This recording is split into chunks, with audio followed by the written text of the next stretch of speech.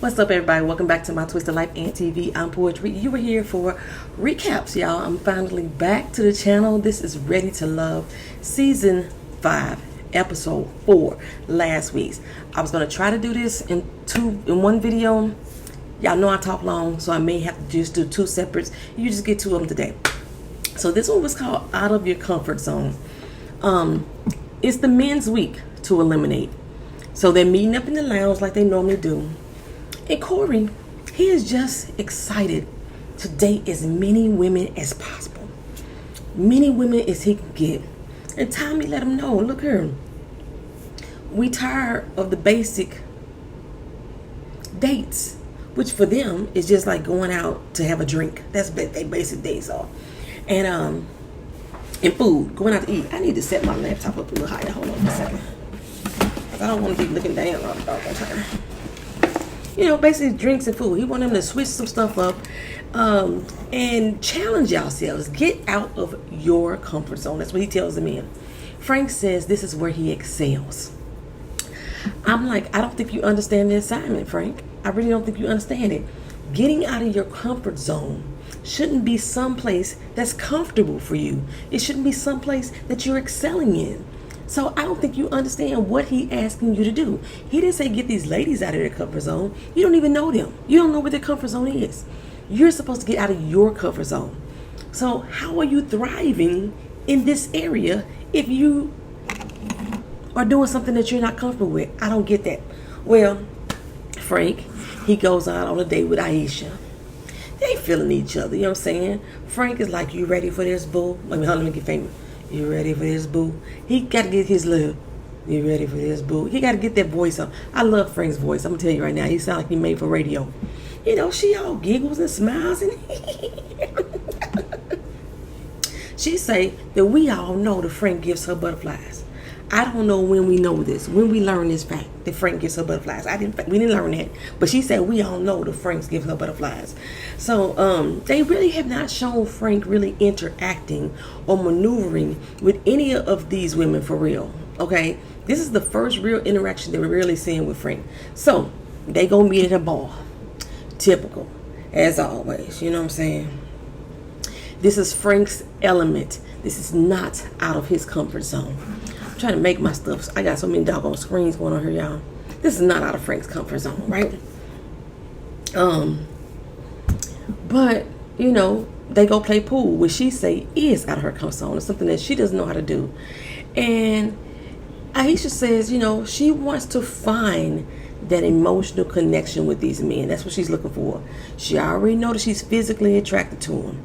He let her know, you know, I'm into you, ma. You know what I'm saying? I'm into you. The way you walk, the way you talk, the way your clothes hang off of your shoulders. You know, he got his Patti LaBelle going on. Those weren't Frank's exact words, but you know what I'm saying, right? He assures her that she is his first connection. I don't like the way my screen and stuff is, y'all. That she is his first connection, right? Then he breaks down a little bit about what he gets from her, you know, what vibe he's picking up from her, and you know, lets her know that he's been listening to the words that are coming out of her mouth. You know, like, for real, ma. You know, I don't know what it is. Look her, Frank's shea butter delivery.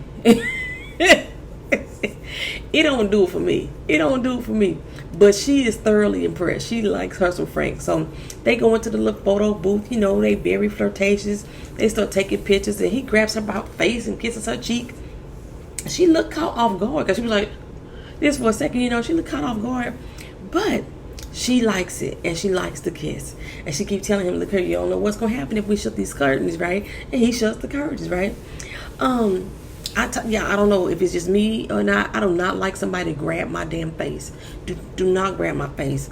Caress me, kiss me on my neck. Don't grab my face. I hate that. Don't even grab my face to give me a kiss. That's not attractive to me. It's not impressive to me at all. Carrie and Tyrone, they get to meet up. She wants to find out why he dropped her the way that he did.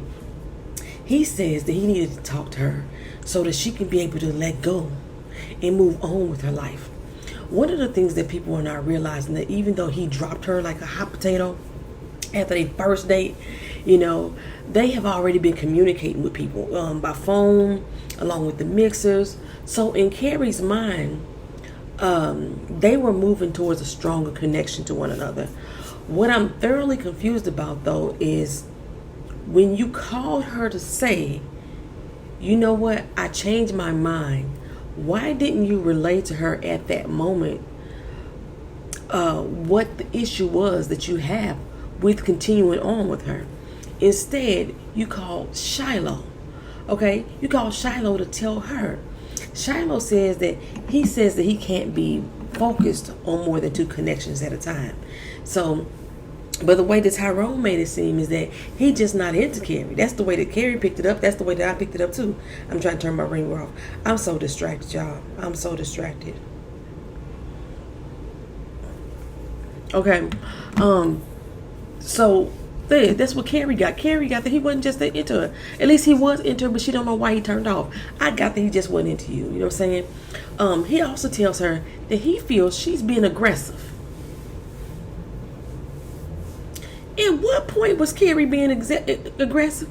His example was at the mixer. He later got Shiloh's phone number, at the same mixer that he got her phone number, right? And from the corner of his eye, he recognized Carrie's body language. He recognized her expressions that she gave off, her expressions of disappointment, to the point that he felt that her feelings was making him uncomfortable, right? I was like, Carrie? Aggressive? Carrie's like, me? Aggressive, right? How, Sway? Tell me how I was aggressive, right? He said, no, let me finish. I'm about to explain, right? So, from the clip that they showed us, I didn't see any aggression nor disappointment.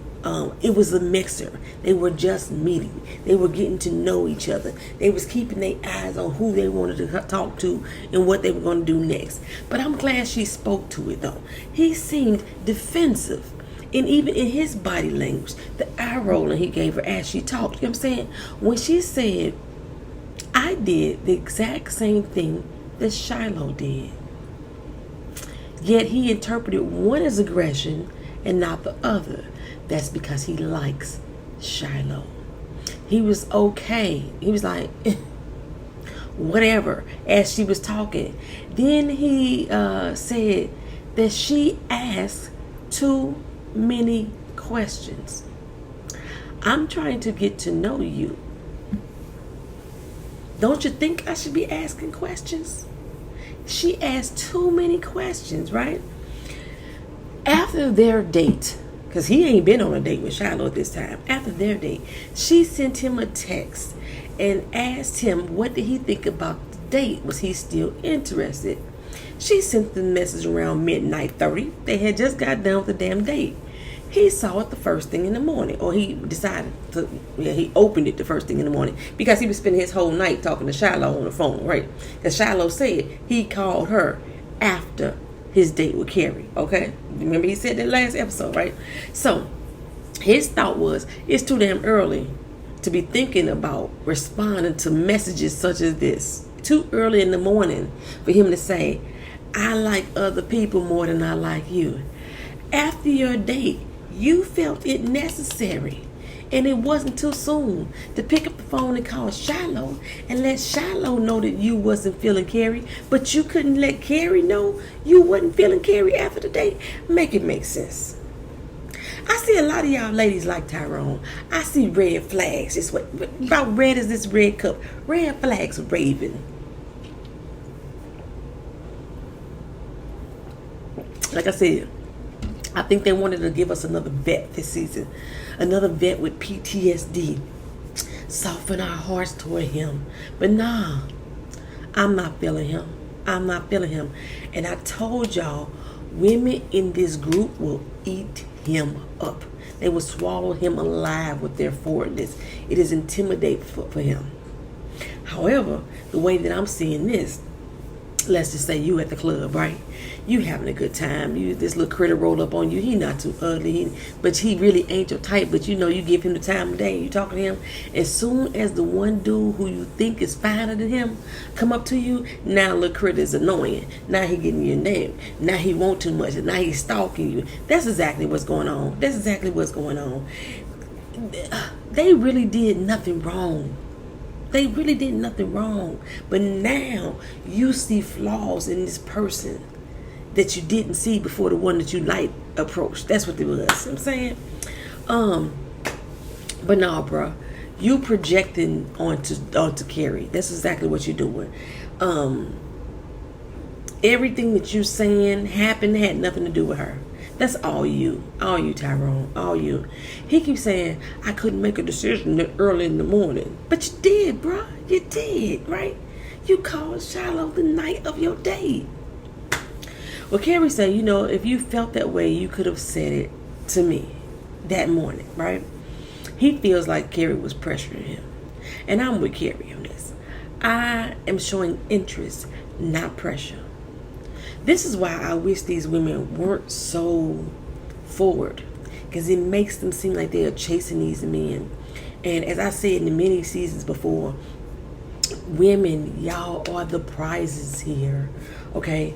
Stop untying the ribbon for these men.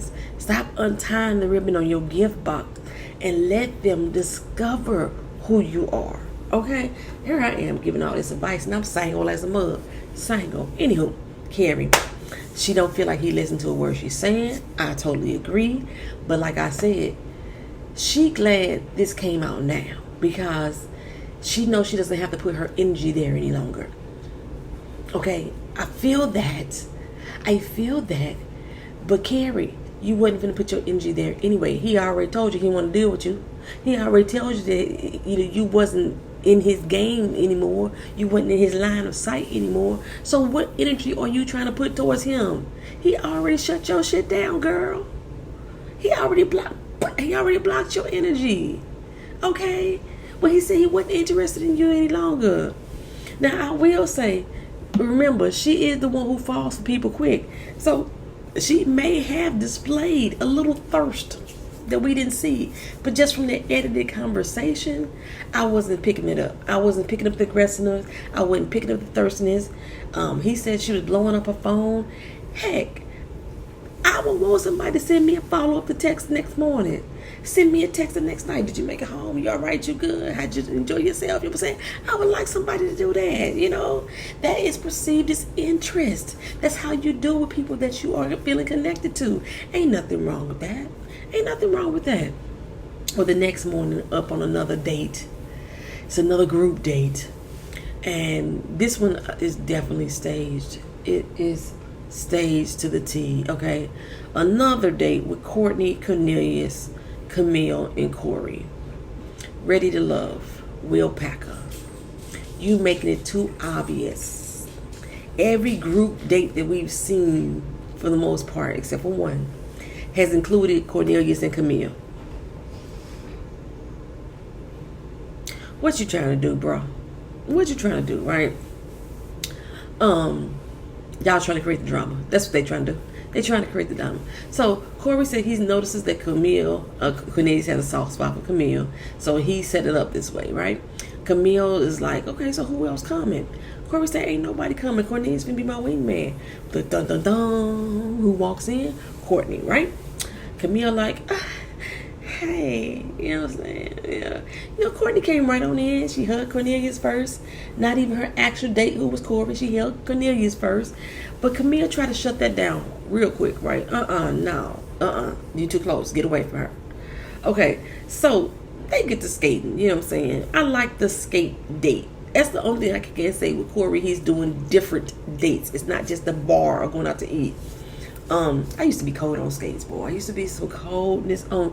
Well, I was cool. I wasn't necessarily cold, but I was cool. I could never skate backwards, and I always thought the people who knew how to skate backwards, they had the game and gone with it, right? So maybe I was just room temperature warm. Yeah. I mean, because I could stand up, I could roll, I could bounce. You know what I'm saying? I could do the crazy legs, but I ain't got no sauce no more.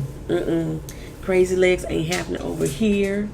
So Courtney and Corey, they just rolling around, enjoying themselves, having a good time, right? And Camille worried about, is Cornelius jealous? Are you jealous to see them over there like that? He like, you know what? I mean, she's like, what you mean I mean? What you mean I mean? Oh, God, she irks me. She irks me. Why are you making noise? Get in your cage. Cause I don't want to hear you. I don't want to hear your foot click clopping around on the floor. I don't want to hear you whining and shit. Sit your ass in there and shut the hell up. I'm talking to the dog. I ain't talking to my kid or nothing like that. He gonna be making noise, so he's super. I'm in an apartment, y'all. I'm not in my house no more. We gave up the house. I was renting it anyway.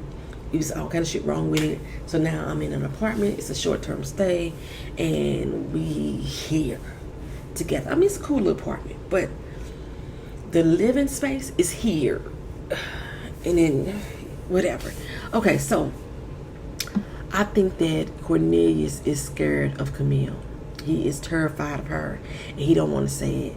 The nerves in his tone of voice is so evident, right?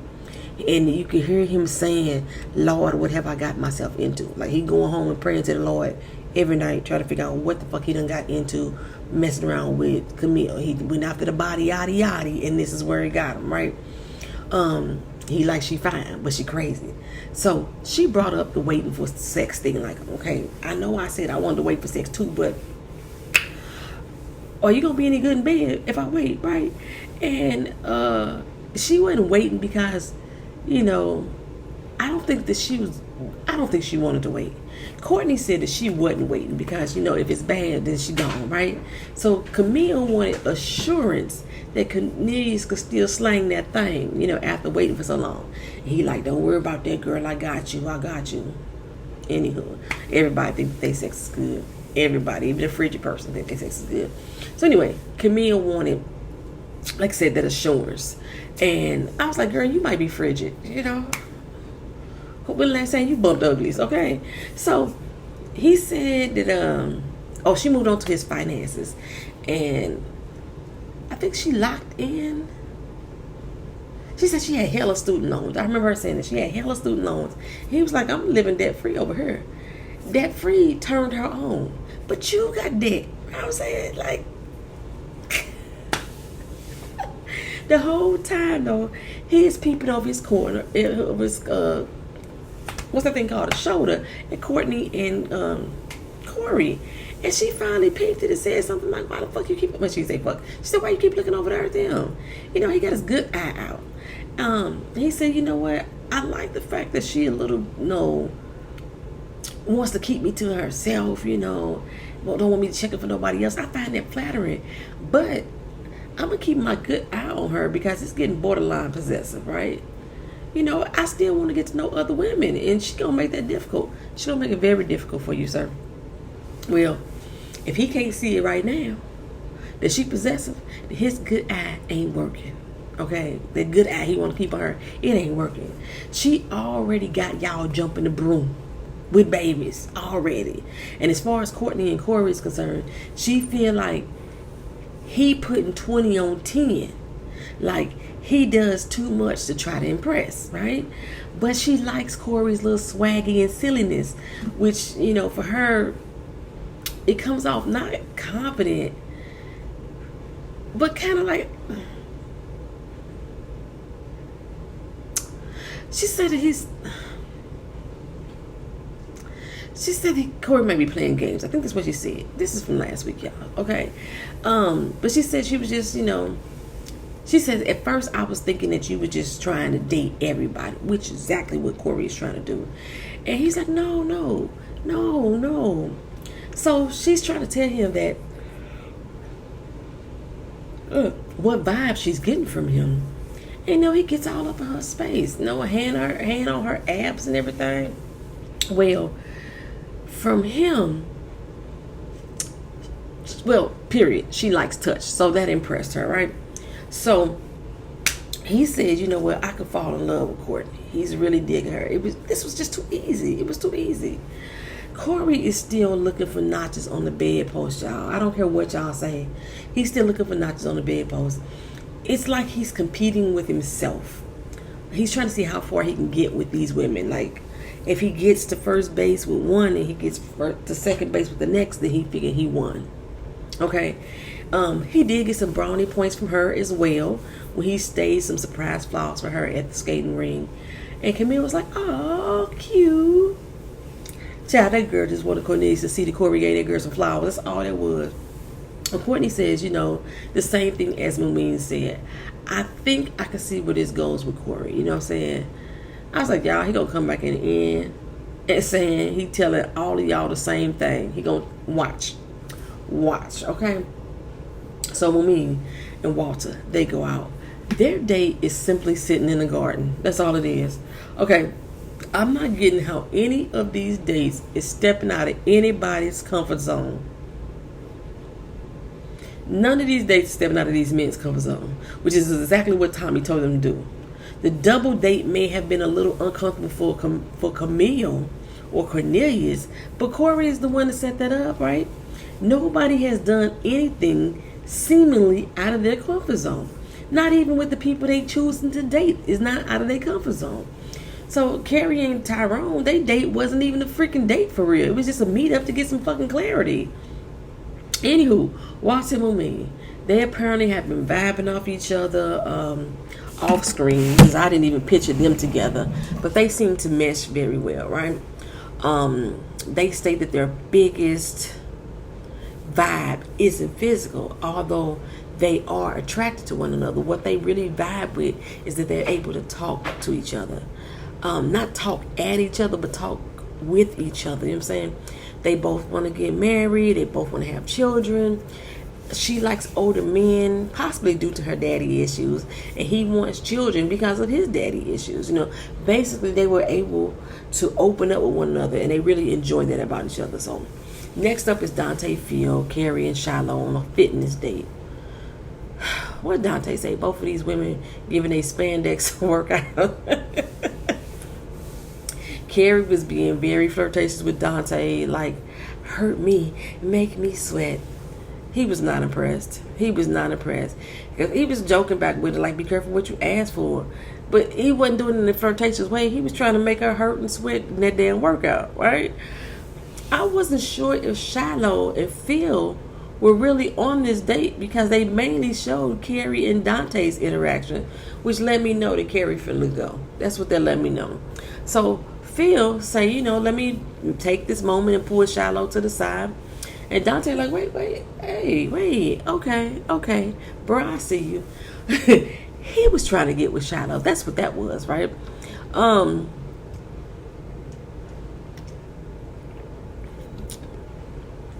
So Shiloh and Phil, they already vibing. And Shiloh say the sexual energy is on. Shiloh, you got sexual energy with everybody. And I do mean everybody, including the women, girl. I think you look for sexual energy when you come into a room. And as far as Dante and Carrie was concerned, he's not feeling her at all. His question will, have you connected with anyone yet? Let her know, I ain't connected with you. That's what that meant. Carrie's like, well, I'm trying to connect with you. He's like, okay, yeah.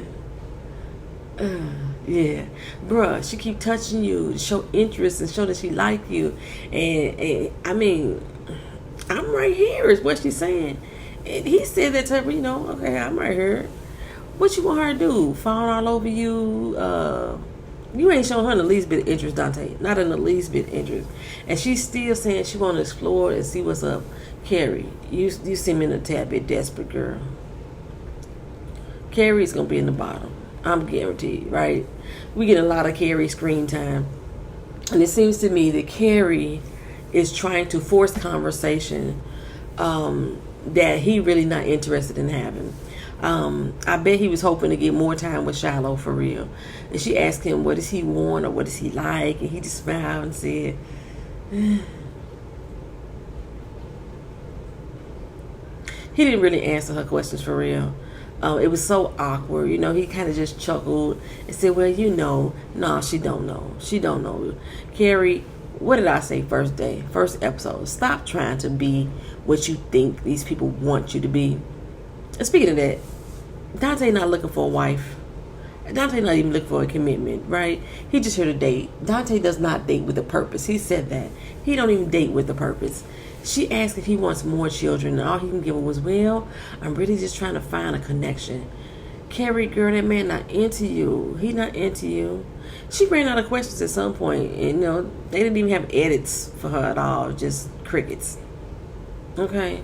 So, Naeem and Zadia, they go on a cocktail date where they learn to make a drink. I told y'all before that Zadia was all over his social media, so I figured they had a connection. Plus, in the confessionals, she don't just call him Naeem, she call him Nye. You know, they already got little nicknames for each other. They linking up, right? They at least formed a bond off camera. Well, another cocktail date. You know, Frank invites Tasia. These aren't out of comfort zone dates, right? These men are all picking something that comes easy for them. Well, Naeem, that did seem like his first time making a drink, but still, it was still the cocktail date. But he thinks shower sex is freaky, so whatever. Anyway, Frank and Tasia, I would say they at least went on dates with people they weren't connected to. At least these two here. Frank said he hadn't had communication with Tasia, and you know, she really wasn't on Frank wasn't really on her radar either. But they were both open to see if they had a connection, see if it could be made. So that's 2 dates that we've seen on this show with Frank, this particular episode. 2 outings that we've seen with Carrie. Not have seen anything with Sabrina. Why is that, y'all? Do y'all realize that this is week 4 and we have not seen one doggone date with Sabrina? Not one. We get to see her at the mixers, but not a date. Anyway, Naeem and Zadia. I said, what did I call her first? I don't know. Naeem and Zadia. I like them for each other right now. He seems to be genuinely interested in her and what makes her tick. However, she seems to be genuinely interested in what makes her tick too. Okay? I feel but I kind of feel like they balanced. She wants what's best for Zadia. He wants what's best for Zadia. So whatever Zadia wants, she gets. That's what I feel like that type of relationship they have. And he's happy to oblige, okay? Like that's his personality. And Frank felt like that to me, right? He's not really interested in Tasia. He's not. All she talks about is her professional accomplishments. Even when he's trying to get to know her on a deeper level, see what makes her tick.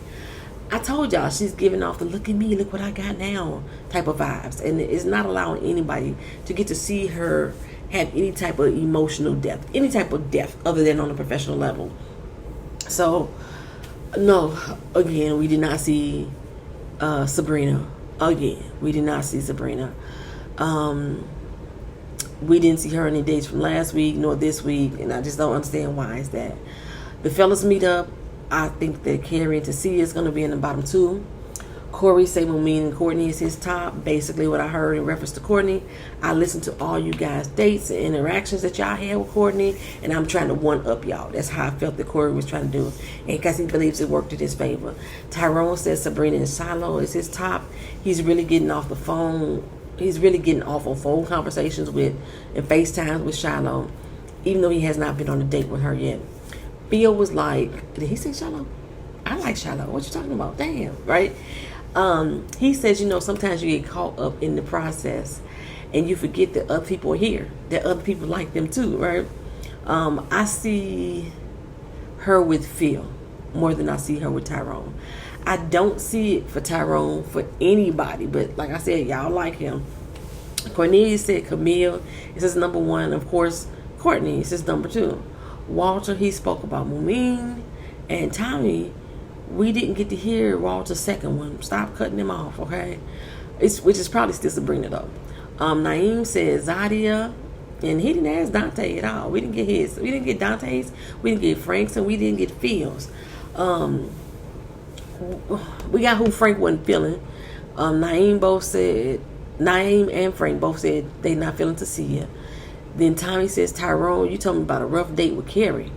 That was not a date. And why is Tyrone talking to you about the process right now at this point? Okay. Tommy, you already knew and you encouraged Carrie to get clarity. Okay. That's all that was. Cornelius says Sabrina is somebody he's not feeling because they haven't spoken. That's all. The only reason why. And he already knows that she doesn't want kids, so that's a no-brainer for him.